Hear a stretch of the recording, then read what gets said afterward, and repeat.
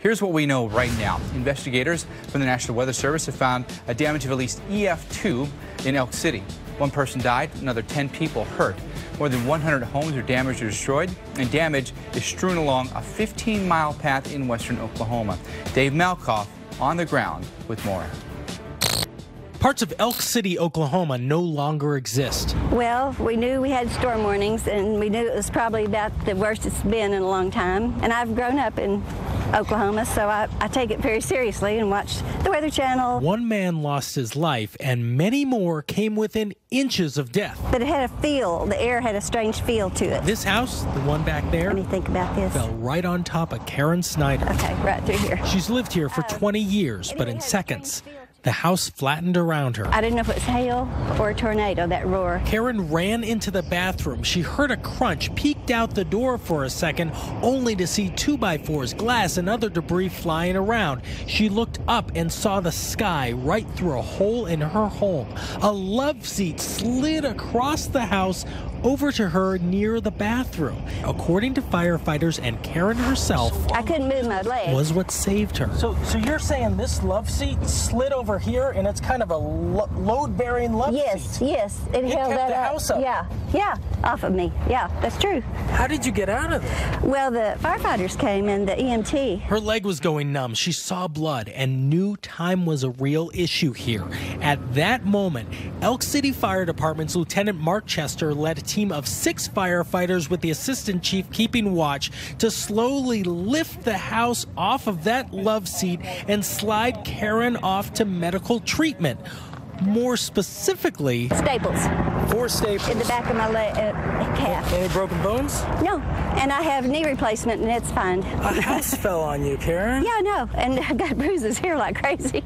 And you're laughing about it. Yeah, well, God was good. God and the angels are here with me. I'm not kidding.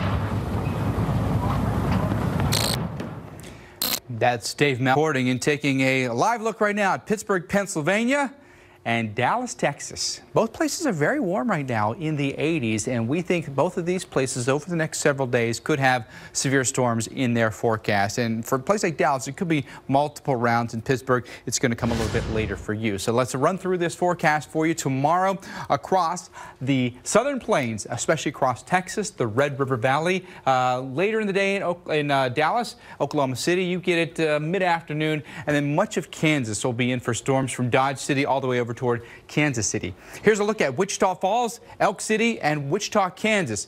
4, 5, and 4 is your Torcon tomorrow. 40 to 50% chance that storms come our way that could produce tornadoes. Here's the timing for us, and one thing you'll notice is morning, you're fine. Early afternoon, I think you'll be okay as well. But it's middle of the day, things really start to ramp up for us here. There's a look at the future radar. 5 o'clock in the evening now, storms going near I-35, then back down through central Texas as well. Could be Boeing line segments here, which means we're going to get a real strong push of wind with these storms. But going down into Dallas will uber focus on you. That's 6 o'clock in the evening. It's rush hour here. Heavy storms overhead will be impacting the airport, impacting us here across the Metroplex. So just be aware, hydroplaning could be an issue. You could have hail, you could have blinding rain. Couldn't completely rule out that we even see a tornado. But it doesn't stop even tomorrow, Alex. We know that late week, Friday, probably even the weekend, we have storms. Friday and the weekend, yeah, threat continues. Let's look at Friday's zone from western Kentucky, southwest Indiana, over to areas just west of Wichita. Then we take a left turn and we work all the way down towards the Rio Grande. So kind of an L shape to the storm threat tomorrow. Anywhere in the red, better chance of severe storms, including the risk again for tornadoes. Torcon values of 4 out of 10. This is actually Friday. Wichita Falls, Oklahoma City, 40% chance of a tornado within 50 miles. Wichita, 30% chance of a tornado within 50 miles. So these areas, many of them looking at storms tomorrow and then again on Friday. And for Oklahoma City, it's Thursday night, Friday, and Friday night. That brings that persistent chance of thunderstorms, some of which could be strong to severe with you. So we've got to stay on alert through the end of the week. In St. Louis, end of the week into the start of the weekend, Mike, that's going to bring their best chance of severe weather. We get into the weekend, a lot of sports games, graduations ongoing, and we've got to watch for some strong storms then. It is that time of the year. A lot of people are planning outdoor things, and so you have to be uber focused about the weather and what's happening for you. A lot of rain in the forecast on Saturday. across the Arklatex here all the way into the Midwest. Places like Little Rock and St. Louis and Chicago right in the heart of all that. Chicago dead center in the middle of the severe weather threat going into Saturday now. So St. Louis, Indianapolis, Detroit, even as far north as Green Bay and parts of the UP of Michigan as well. For Chicago, Friday night, Saturday, and Saturday night, we have storms in our forecast here. By Sunday, storms will be gone for you at this point, but notice it's a lot cooler for us at 67 degrees, whereas temperatures the last few days will be in the 80s. All right, let's go into Sunday now. The shifting now east. Cincinnati, Columbus, Cleveland, Pittsburgh, Buffalo, Watertown, all places where severe storms could come calling for you here. If you're planning on being out on the water, by the way, be aware, lightning will be a risk as well, and the waves will be up, so maybe docking it is your best bet. All right, still to come tonight, severe storms. Handful of states hit last night. We're going to comb through the video that we've seen and walk you through what happened as we break it down on the radar and through the video. And we're answering your questions on Weather Underground, including this one, asking about tornadoes as they get stronger. Can they be an EF1 and then go up to an EF3? We'll answer that coming up.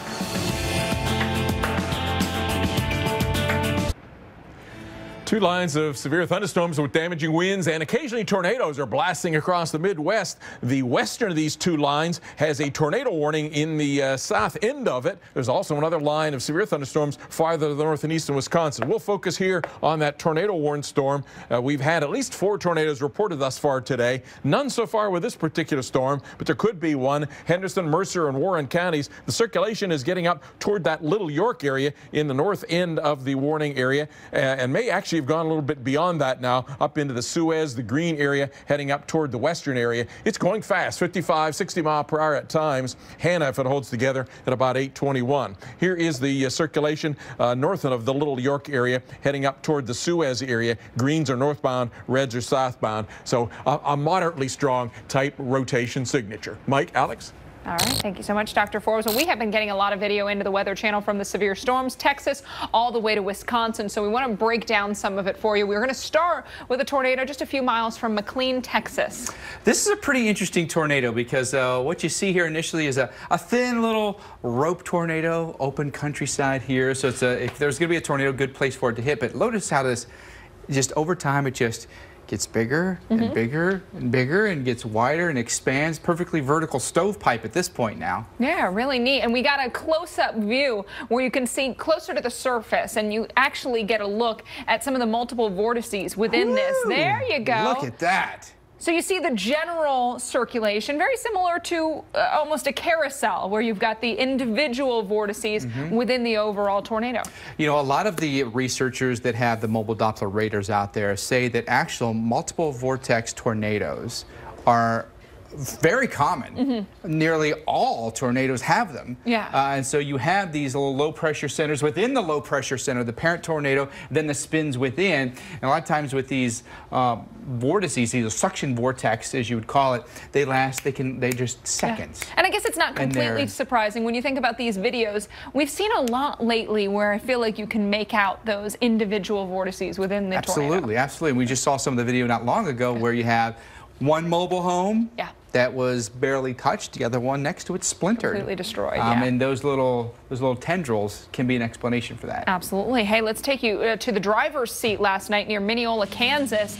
How about blinding driving rain? And something here. The road's right there. Yeah, and they're about to lose it. Look at that. I didn't even notice that in the video because it's so tough to see. And look at the orientation. That's where the road was. The car then gets pulled off the side with a hydroplane off the road, and they're now almost perpendicular back at the road here.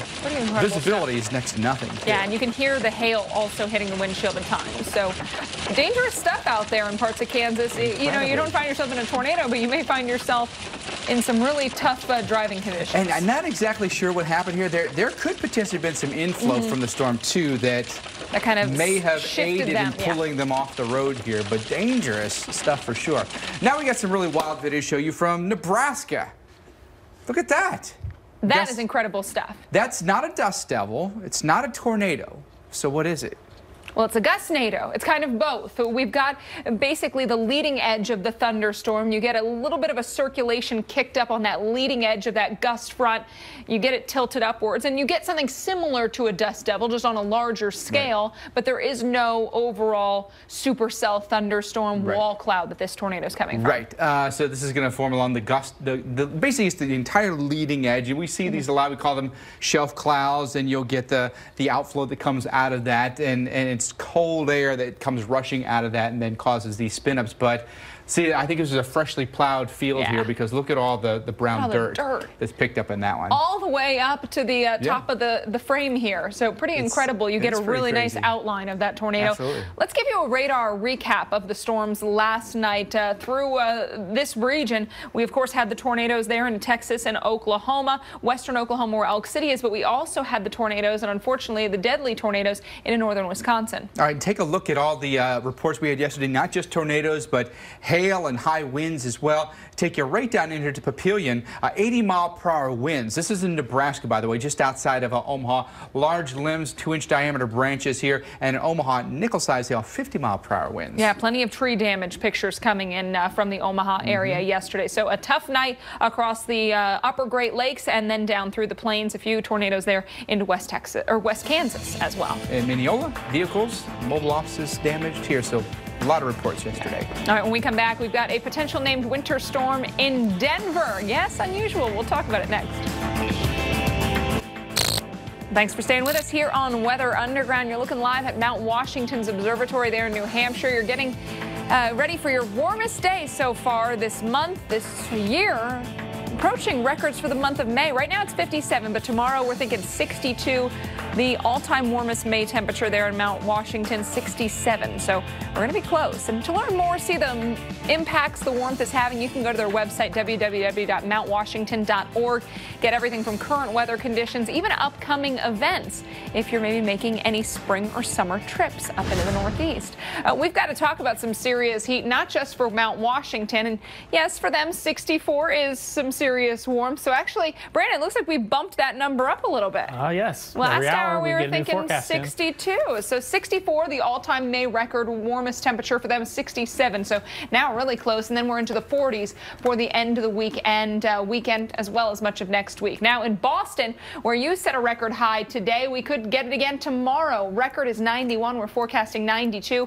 Back to the low 80s on Friday. Then 60s and low 70s this weekend and through the first half of next week. All right, today around Atlanta, your observed high was 89, the record 90. We were close in Raleigh, we were close in Montgomery, but look at that. Tampa, 98 degrees, Brandon, and you quizzed us during the break. What was the warmest temperature ever recorded in Tampa? Both Bettis and I said 102. Yep, 99. So we were both wrong. 99. So close to a trifecta. So record today, monthly record tied, and then 1 degree short of the all-time warmest temperature. Look at that. So Tampa, a hot one to say the least, and we're getting into unusual heat for the city of Tampa. We're going to keep the heat going into tomorrow. Forecast highs in the upper 80s, low 90s once again. 93 for Tallahassee. And look at that, 97, Mike, again for Tampa. No, thank you. No, I don't want to. And it's been so dry there lately, too. That's the problem. We're not getting these nice humid sea breezes or anything, right? All right, so let's talk about the severe weather we've got in place.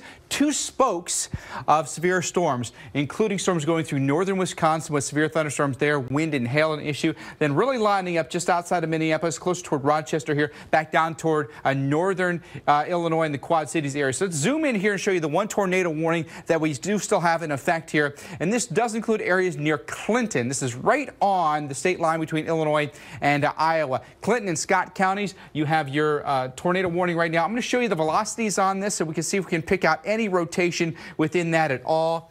It's actually pretty close to the radar, too, so we should be getting a pretty good look at it. But what I'm noticing here is more of a wavy line here. So there could be some kinks in that could produce the possibility of tornadoes. One thing you look for, see those little notches there? A lot of times you'll get a little bit of inflow into those, and they can make really quick little spin-ups of tornadoes. So something that will follow for you this evening. But heat, obviously a big issue. Severe weather, a big issue.